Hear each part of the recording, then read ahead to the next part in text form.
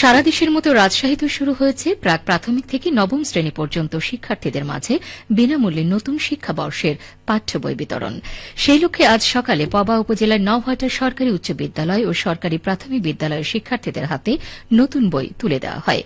জেলা প্রাথমিক শিক্ষা অফিস সূত্রে জানা গেছে, প্রাক প্রাথমিকে জেলায় মোট চাহিদা ৪১,৬২৬টি এবং প্রথম থেকে পঞ্চম শ্রেণী পর্যন্ত জেলায় চাহিদা মোট ১১,১৯,২০৪টি বই।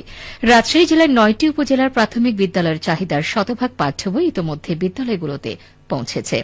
তবে মাধ্যমিক পর্যায়ে বই সরবরাহে কিছুটা ঘাটতি রয়েছে। জেলা শিক্ষা অফিসার বলেন, যেসব বই পাওয়া গেছে সেগুলো ইতোমধ্যে বিদ্যালয়গুলোতে পাঠানো হয়েছে। সপ্তম ও অষ্টম শ্রেণীর বই এখনও এসে পৌঁছায়নি।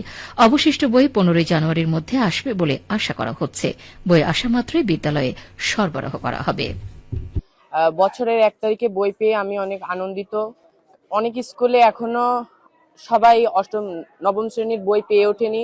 আমাদের স্কুলে ১ তারিখে নবম শ্রেণীর বই আসার জন্য আমি অনেক আনন্দিত। আমি মাননীয় সরকারকে অনেক ধন্যবাদ জানাচ্ছি যে ১ তারিখের মধ্যে আমাদের স্কুলে বই দেওয়ার জন্য। এই পুরাতন বইয়ের থেকে নতুন বই পাওয়ার আনন্দ অনেক বেশি। সরকারকে অনেক ধন্যবাদ যেন আমাদের বছরের শুরুতেই নতুন বই দেওয়া হয়েছে। এটাতে আমরা বছরের প্রথম থেকেই পড়তে পারবো নতুন বইটা।